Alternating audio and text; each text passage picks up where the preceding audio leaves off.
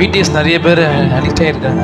ஏன்னா அட்ராக்ஷன் போல அந்த பியூட்டி அழகு இதெல்லாம் தாண்டி பியூட்டி எல்லாம் தாண்டி அவங்க சொல்ற தத்துவங்கள் நிறைய பேருக்கு பிடிச்சிருக்கு. ஆமாம், செல்ஃப் லவ், நீ இப்படி இரு, யாரும் மதிக்காத, நீ எப்படி இருக்கே அதே மாதிரி இருக்கு, நீ இது தப்பு, நீ தப்புன்னு சொல்றதை விட நீ எல்லாமே சரி அப்படின்னு சொல்றதான் எல்லாரும் விரும்புறாங்க. அது என்னன்னா மோட்டிவேஷனல்.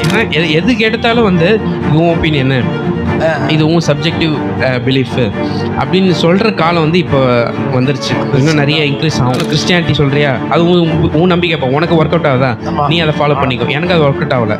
ஆனால் உண்மை என்னன்னா கிறிஸ்டியானிட்டி வந்து இது ஒர்க் அவுட் ஆகாதுங்கிறது இல்லை, அதுதான் உண்மை.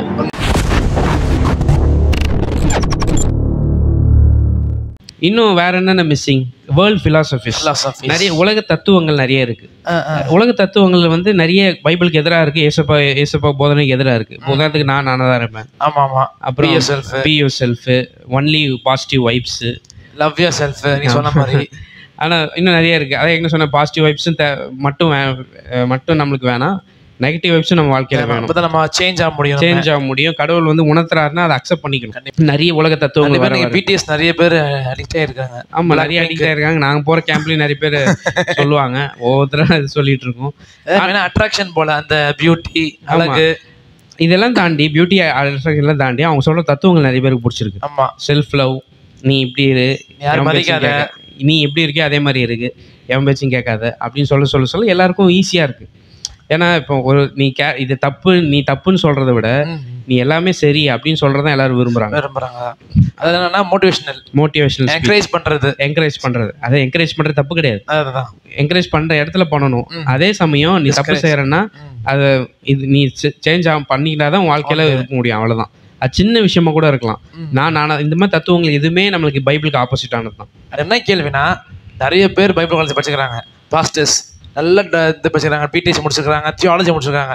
முடிச்சியும் இது ஏன் அவங்க, ஏன்னா அதுலேயே வந்திருக்குல்ல வேர்ல்டு தியாலஜி வந்திருக்காங்க, வேர்ல்டு வியூ வந்திருக்கும், அது படிச்சிருப்பாங்க, அதை டீச் பண்ணாம விட்டாங்க. இதை மட்டும் டீச் பண்றாங்க தான் எனக்கு அது சொல்ல. நிறைய அப்பாலஜெட்டிக்ஸ் கோர்சஸ் இருக்கு, அப்பாலஜெட்டிக்ஸ். அப்புறம் வந்து பைபிள் காலேஜ்லேயே அப்பாலஜெட்டிக்ஸ் பற்றி சொல்லியிருப்பாங்க, வேர்ல்ட் ரிலீஜியன்ஸ் பற்றி சொல்லியிருப்பாங்க, வேர்ல்ட் ஃபிலாசபிஸும் இருக்கு. இதை பற்றி அவங்க சொன்னாதான் கிறிஸ்தவத்துக்கும் மற்றவங்களுக்கும் ஒரு வித்தியாசம் தெரியும். இந்த டிஃப்ரென்ஸை நீங்கள் தெரியப்படுத்தாதனால நான் சில பாஸ்டர்ஸ் என்ன நினைக்கிறாங்க, இதெல்லாம் சொன்னால் எங்கே அங்கே போயிடுவாங்களோ, ரொம்ப ஹையாக இருக்கும், இன்டெலெக்சுவல் பீப்புள் தான். இல்லை, சின்ன ஒரு ஏழை பொண்ணுங்களுக்கு கூட இந்த தத்துவம் வந்து ஈஸியாக அவங்களுக்கு புரிஞ்சிடும். ஓகே, அதாவது நிறைய பேருக்கு வந்து அதை பற்றி சீரியஸ்னஸ் புரியதில்லை. இப்போ நம்ம பேசிட்டு இருக்கோம்னா நம்ம இது வந்து சும்மா நீங்கள் இன்டெலெக்சுவலாக ஒரு 10 பேர்கிட்ட புரியுற மாதிரி பேசிட்டு இருக்கீங்க. இல்லை, இது எந்த கிராமத்தில், இப்போ கிராமத்தில் இருக்க பொண்ணுங்களுக்கு பசங்களுக்கு கூட இதெல்லாம் புரியுது. எல்லாமே புரியுது. ஏன்னா ஃபோன் காரணம். நீங்கள் நினைக்கலாம் நாங்கள் சொல்லி கொடுத்து அவங்க எங்கே புதுசாக கற்றுக்க போகிறாங்களோ. இந்த காலத்திலலாம் நீங்கள் சொல்லி கொடுத்தாலும் கற்றுக்க வேண்டியதில்லை, எல்லார் கையிலும் மொபைல் இருக்குது, அவங்கவுங்க கற்றுக்குறாங்க. அதனால் நீங்கள் சொல்லி கொடுத்து தான் கற்றுப்பாங்க அப்படின்னு கிடையாது. அப்போ ஏற்கனவே அவங்க பார்த்துட்டு தான் இருக்காங்க, எல்லாரும் முன்னாடி தெரிஞ்சு தான் இருக்காங்க. அப்போ நீங்கள் என்ன சொல்லணும்னா, ஏன் இது தப்பு, ஏன் இந்த உலக தத்துவம் தப்பு, அதாவது ஏன் கிறிஸ்தவம் உண்மை, பைபிளுக்கு எப்படி இது ஆப்போசிட்டாக இருக்குது, இதை கிறிஸ்டியன்ஸுக்கே ஃபர்ஸ்ட் நீங்கள் புரிய வைக்கணும். கண்டிப்பாக புரிய வச்சாதான் அவங்க மற்ற மதத்தில் போய் அவங்களுக்கு வந்து இயேசுவை பற்றி நிறைய சொல்கிற தெளிவு இருக்கும். கிறிஸ்டியன்ஸே இதில் மாட்டிக்கிட்டாங்க, இந்த உலக தத்துவத்தில் மாட்டிக்கிட்டாங்கன்னா இவங்க போய் வெளில எங்கே போய் சொல்லுவாங்க? கஷ்டம்தான். இந்த உலக தத்துவங்களை பற்றியும் உலகத்தில் இருக்க, ஏன்னா இப்போ நிறைய பேர் இந்த ஸ்மார்ட் ஃபோன்ஸ்னால நிறைய எல்லாரோட ஒப்பீனியன்ஸ் பார்க்குறாங்க.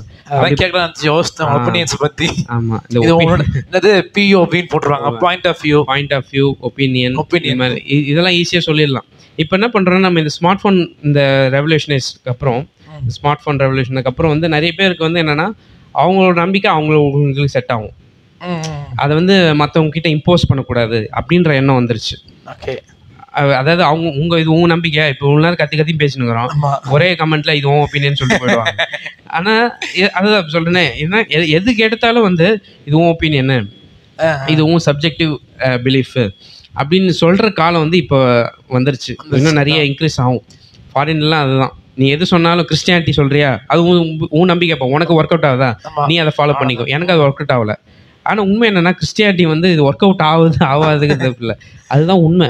கிறிஸ்டியானிட்டியோட வேர்ல்ட் வியூ வந்து அதுதான் எல்லாரோட மனசையும் கவர் பண்ணுது, எல்லாரோட மனசோட நிஜத்தை பற்றி சொல்லுது, மனுஷங்களோட நேச்சரை பற்றி சொல்லுது, மனுஷங்க எது பண்ணால் இதுலேருந்து வெளில வரலாம்னு சொல்லுது.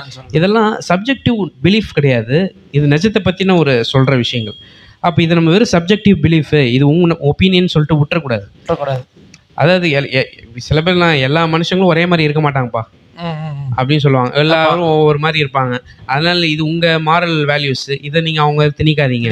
ஆனா கடவுள் என்ன எதிர்பார்க்கறாரு? எல்லாரும் இப்படி ஒரே மாதிரி இருக்கணும் தான் எதிர்பார்க்கறாரு.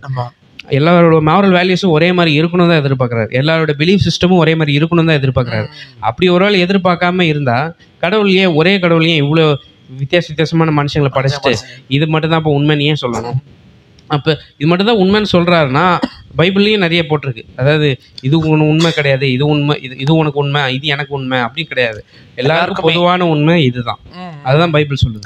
அப்படி இருக்கும்போது நம்ம எல்லாத்தையும் வந்து இது சப்ஜெக்டிவ் பிலீஃப் பிஓவி அப்படின்னு போட்டுட்டு இருக்க முடியாது. ஸோ கண்டிப்பாக எல்லா சர்ச்சஸும் இதை நீங்கள் வந்து எல்லா சர்ச்சஸும் சொல்ல முடியாது. ஒரு சர்ச்சஸ் பேசுகிறாங்க, பட் இருந்தாலும் ரொம்ப ரேரான ஒரு 100% 98% தான் வந்து பேச மாட்டேன்றாங்க.